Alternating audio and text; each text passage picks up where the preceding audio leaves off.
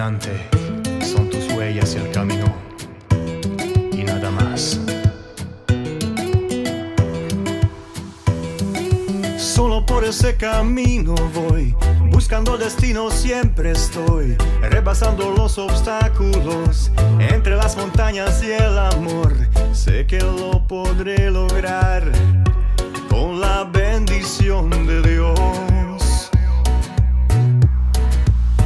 Somos compañeros, somos peregrinos, con dinero y sin dinero, lo que vale es vivir.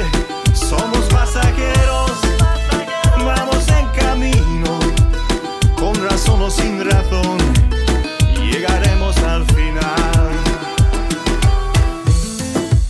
Caminante. Bonjour à tous. Donc comme convenu, je vais vous faire une vidéo sur les différents chemins espagnols. Donc il y en a une multitude. Je vais vous en énumérer plusieurs avec les kilomètres. Je vous mettrai les photos en incrustation sur le côté. Je vais vous parler tout d'abord des 7 caminos qui sont le plus fréquentés. Donc vous avez en premier le Camino Frances,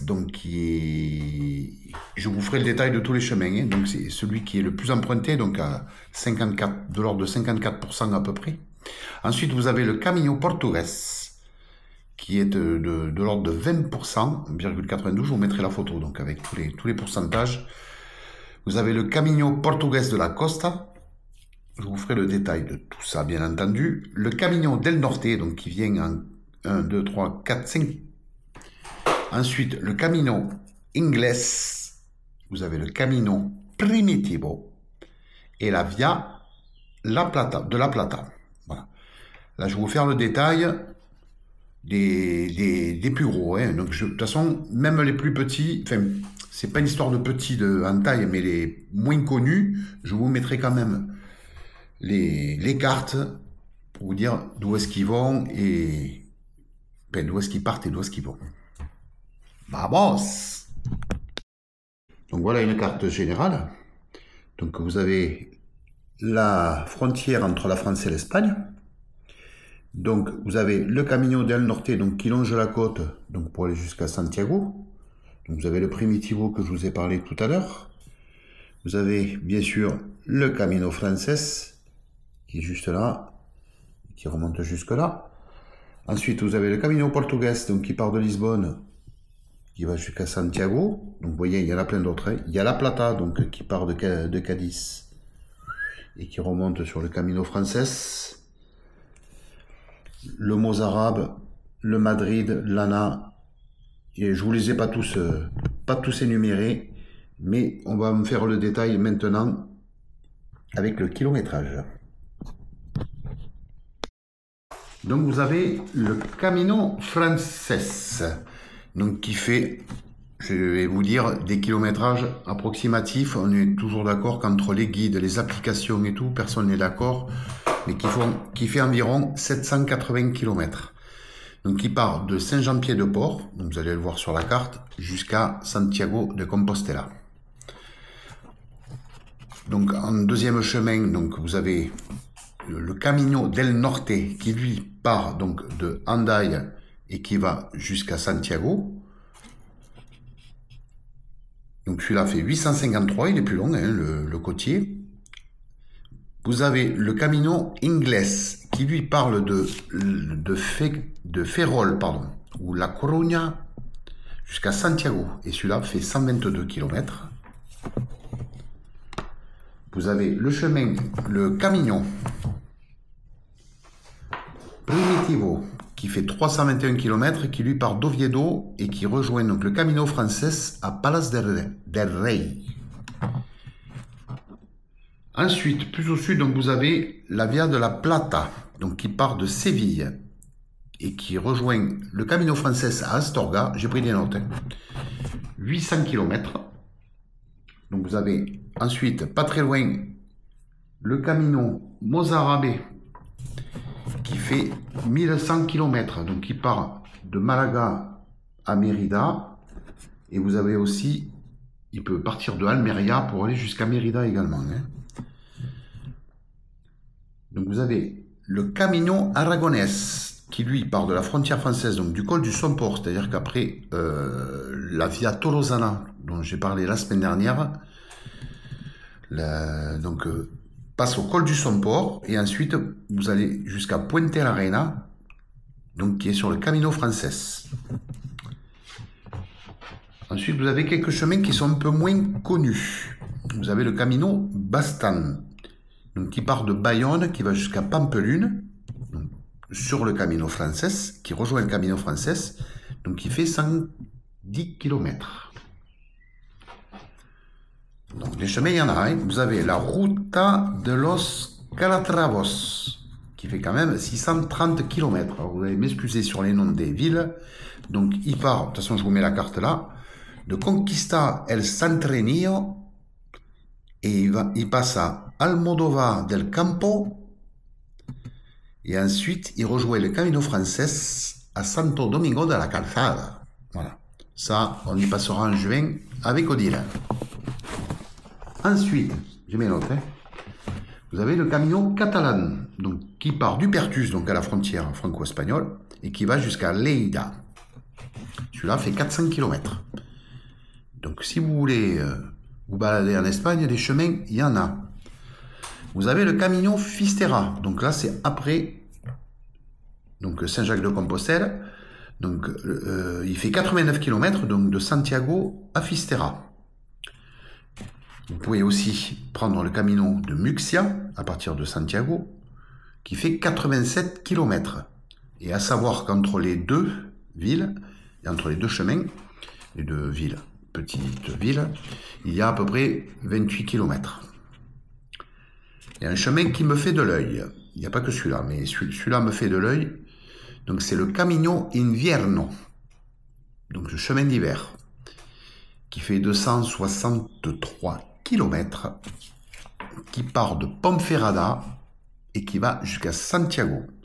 Donc j'ai connu une américaine donc à l'accueil de l'octroi qui l'a fait l'année dernière, qui m'a envoyé des photos via Instagram. C'est physique, magnifique. Donc c'est un chemin, un des chemins qui me fait de l'œil quand on aura terminé le Camino Frances. Ensuite, vous avez le Camino de la Lana, qui fait 687 km, qui lui part d'Alicante et rejoint le Camino Frances à Burgos. Vous voyez, il y en a un paquet. Je vais vous en donner même des moins connus. Vous avez par exemple le Camino Le Bañego, qui fait 72 km, qui lui part de San Vicente de la Barquera et qui va au monastère de Santo Toribio. Vous pouvez également faire le Camino Vadiniense, qui fait 118 km, qui part pareil de San Vicente de la Barquera et qui va à Mansilla de las Mulas, pardon, la Mulos c'est moi, de las Mulas, qui est sur le Camino Frances, donc qui rejoint le Camino Frances. Vous avez le Camino Levante, donc je vous l'ai montré tout à l'heure sur la carte au début, qui lui fait 848 km, donc qui part de Valence et qui va jusqu'à Zamora. Alors, c'est pas là où ils fabriquent la moutarde, ni la mayo, on est d'accord. Il y a le Camino de Madrid, qui fait 325 km, donc qui part de Madrid et qui rejoint Sahagún sur le Camino Frances. Un autre chemin que j'ai découvert là ces derniers jours en suivant les vidéos donc de Robins Camino, qui vient de le faire avec son épouse, donc il s'appelle le Camino Olvidado, qui fait 530 km environ. Hein. Tous les kilomètres que je vous donne, c'est environ. Hein. On est d'accord que les guides, les applications, personne n'est d'accord. Donc chacun à quelques kilomètres près, voilà, personne n'est d'accord. Donc qui lui part de Bilbao et qui rejoint Vilafranca del Bierzo sur le Camino Frances toujours. Ensuite, vous avez le Camino Torres qui fait 567 km, qui part de Salamanca et qui va jusqu'à Santiago de Compostela. Vous avez le Camino Vasco del Interior qui part d'Irún donc à la frontière espagnole, franco-espagnole, et qui va jusqu'à Burgos, qui rejoint le Camino Frances. Et le Camino Sanabres, qui fait 365 km, et qui va de Granja Morenula, et qui va jusqu'à Santiago. Donc, vous voyez un peu le nombre de chemins qu'il y a en Espagne. On est d'accord que les pèlerins que l'on voit passer en France, globalement, vont soit sur le Camino del Norte, soit sur le Camino Frances, mais il y en a qui passent par le Camino catalan aussi. Et vous avez donc deux voies, enfin, trois possibilités, je vais dire. Il y a le Camino portugais, qui part de Lisbonne donc, et qui remonte jusqu'à Santiago, qui fait 630 km.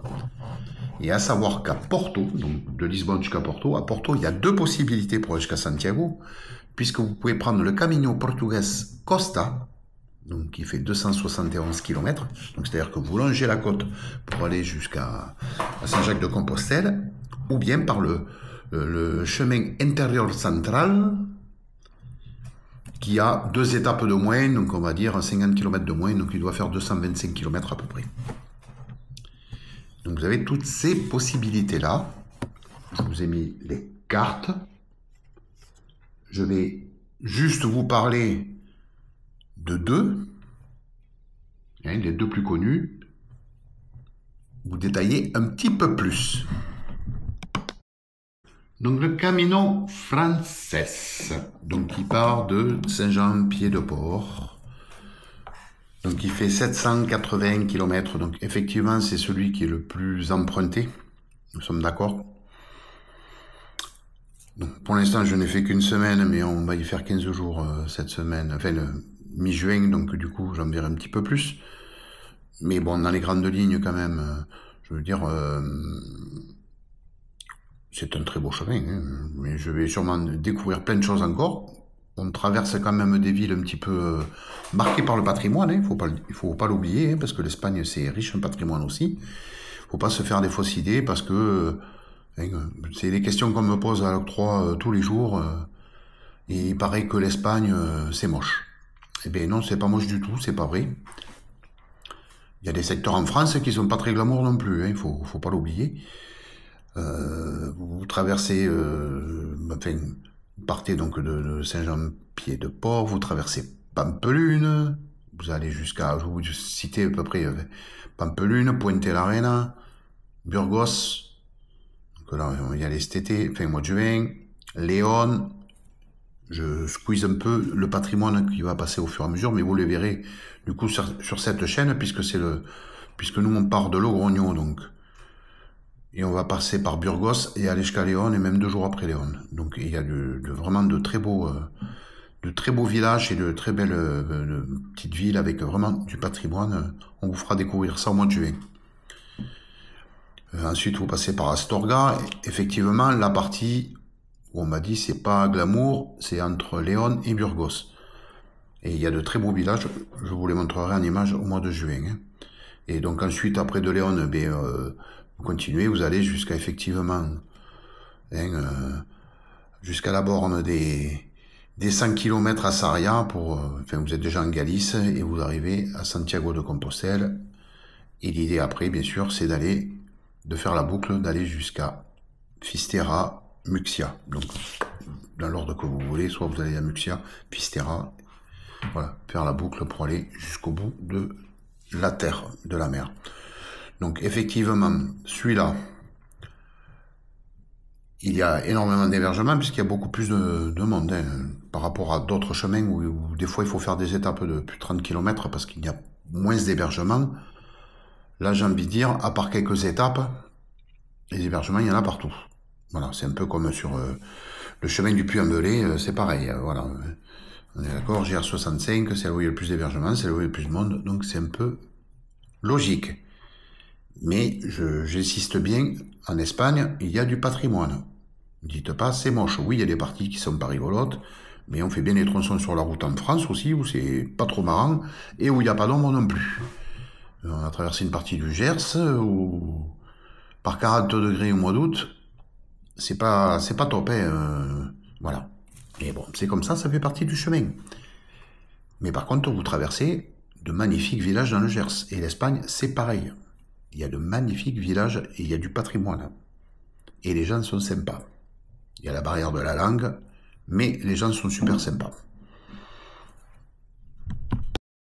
Donc le Camino del Norte, donc, qui part de Hendaye au Pays Basque français. Donc vous passez par San Sebastián, Bilbao, Santillana del Mar. Ensuite, vous allez jusqu'à Gijón. Et là, vous avez deux possibilités. Soit vous continuez par Ribadeo pour aller jusqu'à Santiago de Compostelle. Soit vous prenez le Camino Primitivo et vous allez traverser Oviedo, Lugo.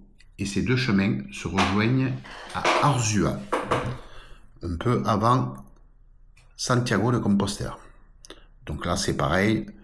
Ce sont des chemins où il y a des hébergements, mais il y a quelques étapes où il faut agrandir un peu le pas, quoi. Enfin, pas le pas, mais agrandir un peu les distances, c'est-à-dire que vous ne trouverez pas des hébergements tous les 15 km.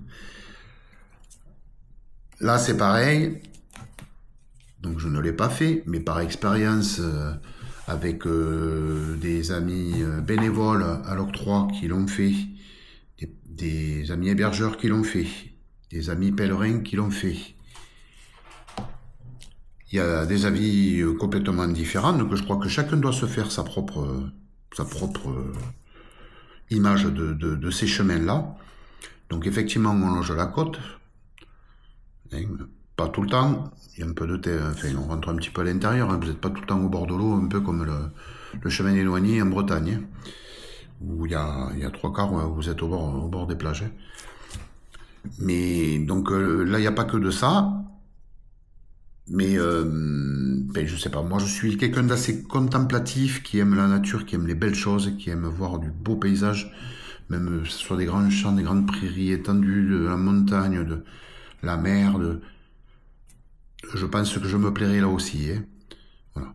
Là, je vous ai dit qu'il y avait deux chemins qui me faisaient de l'œil, parce que bon, il y a le Camino Invierno et le Camino Olvidado. Donc c'est deux chemins que j'ai découvert l'année dernière, que j'ai commencé déjà à étudier. Et le Olvidado, je l'ai découvert ces derniers jours là, par vidéo sur YouTube, donc en suivant un monsieur qui s'appelle Robins Camino, donc qui fait des chemins moins connus. Donc il a fait le chemin du Bastan qui part de Bayonne jusqu'à Pampelune, il n'y a pas très longtemps. Là, ils ont fini le Olvidado avec sa compagne et ils sont partis sur le Camino Invierno. Voilà. Donc, ces deux chemins-là me font de l'œil. Même s'il y a des étapes qui sont un peu plus longues, c'est pas un souci. Mais enfin, ils arrivent à trouver des hébergements quand même. Donc, des hébergements, il y en a en Espagne. Il ne faut pas dire qu'il n'y en a pas. Mais c'est sûr que par rapport... Là, vous serez sur le côtier, là, le Norte. Donc, bon, vous allez passer par des villes... balnéaire, donc forcément des hébergements il y aura, et puis suivant les périodes où vous allez passer, si vous passez en juillet, août, ben forcément il y aura du monde à la plage, hein, on est d'accord. Voilà, après c'est pareil, hein, Camino Frances, mois de juin ça va, mois de mai c'est blindé, mois de septembre c'est blindé aussi, voilà. Nous mi-juin, à l'approche des grosses chaleurs, on a vu un peu moins de monde l'année dernière, donc on a trouvé des hébergements tranquilles, sans réserver à l'avance.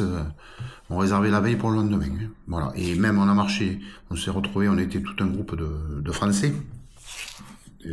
Et pour l'occasion de Françaises, puisque j'étais le seul garçon.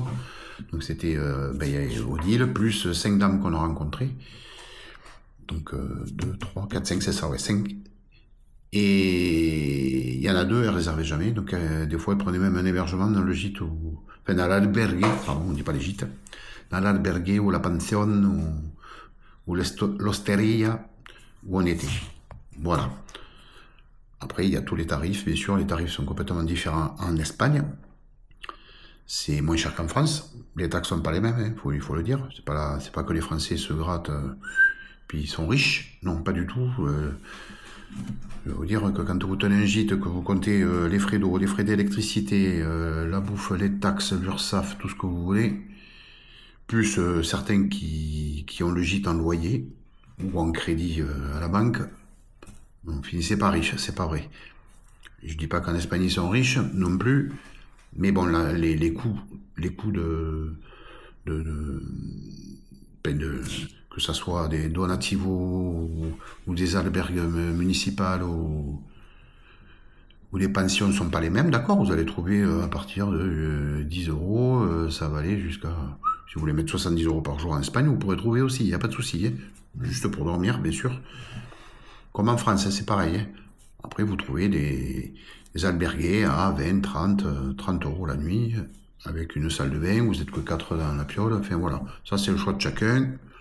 Nous, on est en vacances, donc ben, on met des sous de côté, donc ben, si on a envie de se faire plaisir de temps en temps et de dormir dans une chambre avec la salle de bain à l'intérieur, et qu'on est que tous les deux, on se le permet. Voilà, on n'est pas riche, mais on a mis des sous de côté. C'est quoi? Plutôt que de prendre une location à 700, 800 euros sur la côte atlantique ou à Marseille avec vue sur la mer, et bien nous on les met sur le chemin les sous, voilà, tout simplement. Donc on a le budget pour y aller. Donc voilà, et bien sûr la nourriture est moins chère, vous pouvez arriver à trouver, vous pouvez vous acheter à manger, vous pouvez pas manger dans les auberges, hein. Il y en a certains qui font le repas, l'année dernière on avait mangé à Los Arcos, dans un gîte qui, donc, en plus on ne dormait pas dans leur gîte, mais ils nous avaient pris. Donc on avait mangé dans un gîte avec les copines françaises, et on avait payé 10 euros pour le repas, avec entrée, plat et dessert, et vigno tinto, voilà. Donc les prix sont pas les mêmes, on est d'accord. Donc j'espère vous avoir renseigné un petit peu. Je peux vous mettre en description, si vous voulez, les différents chemins avec les kilométrages, et j'en ai pour un moment, hein, en description de la vidéo, parce qu'il y a 14 ou 15 chemins que je vous ai cités à peu près. Donc ça, je peux vous les mettre en description, comme ça vous les aurez, les différents chemins avec les kilométrages. Alors je dis bien approximatif, parce que vous prenez le Miam Miam Dodo, vous prenez le guide Le Père, le guide Michelin, ce que vous voulez. J'ai fait des recherches pour vous parler un peu de tous ces chemins-là. Suivant les sites, il n'y en a aucun qui est d'accord non plus. Bon, vous voyez, à 10 km près. Donc c'est difficile de dire qu'il y en a un qui a plus raison que les autres. Voilà, voilà, je ne vais pas faire plus long. Donc ben, je vous souhaite une bonne fin de journée. Et on vous dit à dimanche. Alors peut-être que je n'aurai pas fait la vidéo dimanche soir. Normalement, ça devrait être sous la flotte. Bon, on va faire une sortie dimanche matin pour la matinée. Et on verra si on prend l'eau, on prend l'eau. Mais bon, j'ai dit qu'il fallait prévoir quand même la veste de pluie. Parce qu'on risquait de prendre l'eau, alors que là, il fait beau et chaud aujourd'hui. C'est pas le grand ciel bleu, mais il fait très beau, il fait plus chaud. Les températures montent là, même pour ce week-end, mais ils n'annoncent pas très beau dimanche. Donc, buen camino aux pèlerins qui vont démarrer, buen camino à ceux qui sont en route, et buenas tardes, amigo, hasta la vista, et à dimanche soir ou à lundi, quand je repostais la vidéo de la rando. Ciao, je vous referai une autre vidéo sur le chemin de Compostelle. Vamos.